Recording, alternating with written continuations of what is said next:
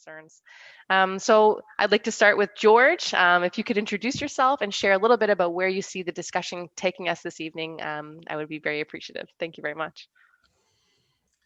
Thank you, Jenica. So my name's George Cormier. I'm the Executive Director of the New Brunswick Nonprofit Housing Association. So a little bit about who we are. So 200 members across the province, 6,000 units of affordable housing, and we're trying to address the needs, the growing need for affordable housing in New Brunswick. Latest statistics that we have from CMHC, 28,000 people in New Brunswick are in need of affordable housing, NB housing, but they're responsible for the housing in New Brunswick. They have a 10-year strategy that kickstarted last year in 2019. They're in the first 3 years. And they also deliver what they call the affordable housing rental program.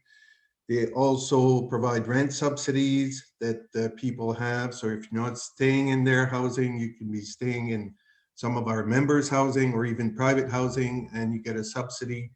What that means is that you pay only 30% of your income for your rent, and the balance is paid through the subsidy. So they have about 3,000 units. We have 6,000. So quick math, there's about 9,000 units in New Brunswick. So affordable housing, again, want to define that. You shouldn't be paying more than 30% of your income on housing. So that's how we define it.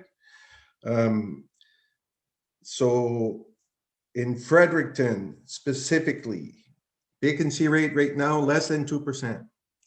There's not a lot available of anything.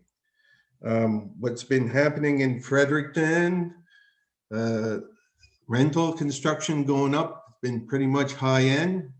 You pay between $1,500 and $2,000 a month for rent. That means you should be making around $80,000 a year to live in that type of housing. And the average salary in New Brunswick is around $47,000. So pretty easy to see that the housing that's being built right now does not cater to people that make lower incomes. One of the things that has not happened yet in New Brunswick, although the money is on the table federally, is the Canada Housing Benefit. That's a bilateral agreement that provides monthly assistance to low-income renters. So it's like a transportable subsidy that people actually get it, and they can choose where they apply that subsidy. New Brunswick has not yet signed on to that. We'd like to see that happen, especially nowadays. Federally, the government has recognized housing as a human right. That was done last year, I think. And they also introduced a strategy in 2017. So there's a bunch of funding streams under that strategy to create new units or modernize or restore older units. Fredericton, municipally, City of Fredericton, one of the lowest demonstrated commitments to affordable housing in the province when we talk about the 3 big municipalities. That is not good. Yet they have one of the greatest needs. So less commitment, greatest need, that doesn't work out too well. In terms of our association, the fewest members that we have in the 3 municipalities is Fredericton by far, maybe about 400 or 500 units here. Moncton and St. John, it's over 2,000 units. So you can see the difference. Halifax is always seen as the gold star of affordable housing in Atlantic Canada. They have introduced legislation that if a developer wants to build a new apartment building, they have to agree to make a certain percentage of those units affordable or pay into an affordable housing fund. So either way, money goes towards affordable units. Recently, the Fredericton Exhibition Redevelopment Committee, we did submit something to them, a position paper, basically saying, if you're gonna have apartment complexes, make sure 20% of those are affordable units. So hopefully you'll listen to us when it happens. Our next panelist is Cassandra Blackmore. Thank you so much for joining us, Cassandra. And I'd love to know what direction you'd like to see the conversation going this evening as well. Well, thank you so much for your kind words, Jenica. I'm fairly new to not-for-profit organizations in Fredericton. I started with the community kitchens in July of 2019, and I've been the executive director since April of 2020. The Fredericton Community Kitchens has been feeding Frederictons hungry since 1982. So we're kind of adjacent to the housing issue, and the reason it's something I've gotten involved in is a large percentage of the guests that use our services are homeless or precariously housed. And we work very closely with the Fredericton Homeless Shelter. For today's conversation, I really want to talk about a couple of key things. So Fredericton, as George was mentioning, is experiencing a significant decrease in rental availability, and prices seem to continue to climb while wages remain stagnant. And as you mentioned, George, our council has been focusing on more expensive developments, and there hasn't been much focus on bringing affordable housing to the city of Fredericton. And as you mentioned, we're one of the cities in New Brunswick that is in most need. The wait list in Fredericton for affordable housing is completely unacceptable. And beyond just subsidized units, minimum wage and around minimum wage earners are unable to find suitable housing in Fredericton area.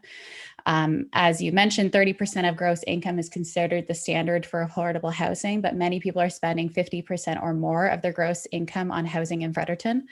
So if you can put that in perspective, someone that's making $30,000 a year, spending over $15,000 a year just on their housing. And when we put all of the other expenses that people have in their lives and all the little things that we don't often put into these calculations, that is just something people cannot live on. There are people that need help now and in the future, and the problem isn't just going to go away. Funding is just one piece of the puzzle. I hope through this discussion that listeners and our MP understand that the issue of affordable housing in Fredericton and in New Brunswick is a lot more complex than just needing more funding. We need to work with every stakeholder on the continuum. We need to talk to developers and find out the stumbling blocks they face with building and maintaining affordable housing projects. I've been talking to several developers here in Fredericton, and there are several that this issue is important to them, but things as simple as the other day I was told that developers, when they take on these contracts, can't use the equity in those units for 14 years. So for a developer that obviously we live in a capitalist economy currently, and they're trying to make money, and that can be very difficult for them to take on these kind of projects when they can't use the equity in the project for 14 years. We also need to talk to landlords and find out their concerns and difficulties managing affordable projects.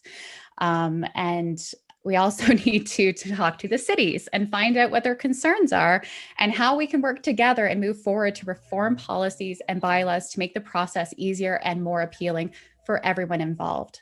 And obviously, finally, we need to talk to and educate the province on the variety of changes that need to happen so we can make sure that we don't just build 3,000 new units, but that we can create the environment needed to allow for affordable housing developments to be the norm, not just the exception. And we need to find equitable solutions that bring suitable housing for all Fredericton citizens as soon as possible. So thank you for having me.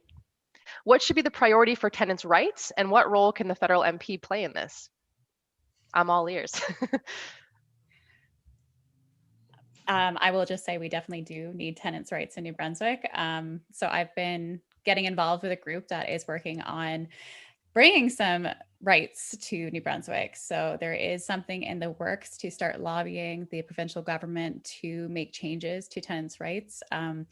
There's a couple of different groups I've joined on social media that have been highlighting the numerous ridiculous issues that people have trying to find, on top of expensive housing, to find suitable situations where landlords aren't asking them that they have to be childless and no pets, and they also can't cook curry. That was one of the ones that came up. It's getting ridiculous, and there's no standards in New Brunswick for these tenants' rights. So it's something that is very, very important and needs to be addressed in New Brunswick, because if we do, it gets talked about a lot, the double tax on landlords, and I do understand the frustration that landlords have with being double taxed. But if we were to get rid of that, there needs to be standards in place for the tenant side of things. So yes, I believe we need to help landlords, but we also need to consider the other side seriously and provide protection for tenants. One of the misconceptions in Fredericton is subsidized housing. People think that we have all of these government-owned subsidized units, and we actually only have a very small amount of actually government-owned units, and the rest are private landlords. And one of the issues in Fredericton is the damage that gets done sometimes to these units, and it can be a stumbling block for many of the developers and landlords I've talked to, as they're left with units that have thousands of dollars of repairs that they need to deal with. So it is an issue, and it is a concern, and it is something that needs to be addressed. I work closely with the director of the shelters, and something they really ascribe to is the continuum of care. And that really is bringing someone from off the streets and making sure they're ready for housing through a continuum of care, and helping them get to that step where they are ready to enter a housing unit. So I think having more of that continuum of care and behavior-based reintegration can really be helpful to mitigate that situation. But I do not have all the answers in any way on that one. I think there's two parts to my answer. The first part is there are limitations on landlords, in particular if your tenant has been there for over 5 years. So then it becomes very more difficult, I would say.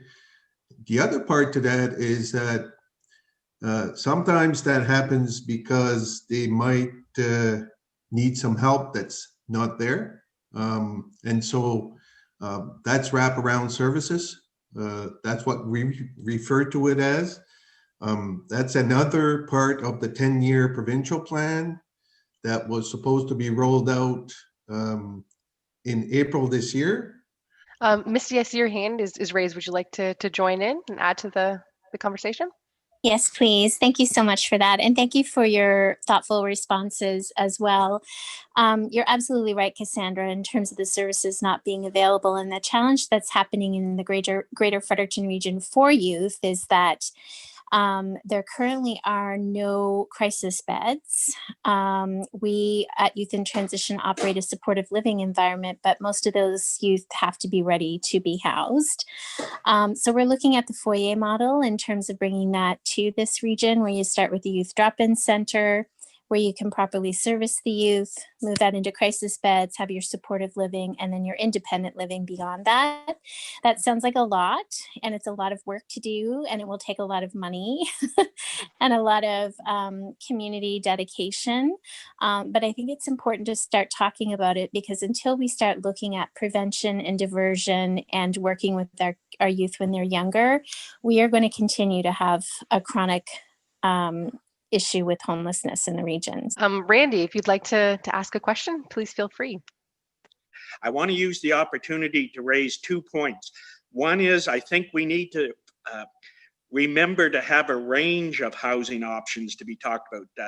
Looking at the possibilities of micro apartments or tiny houses or rooming houses, trying to find options that meet a mix of needs and not just the family housing, which obviously is already a priority with MB housing. The other thing, though, where I think we could have some immediate impact on housing shortage in Fredericton, I really think it would be helpful if we could lobby aggressively on social assistance household income policy, so that a private homeowner could rent a room or rent the basement or whatever to a client on social assistance without affecting their eligibility for social assistance. And more importantly, the regulation needs to be changed so that two clients on social assistance could get together to be able to afford a higher rent together without having both of their individual benefits reduced. And it wouldn't cost the government a red cent.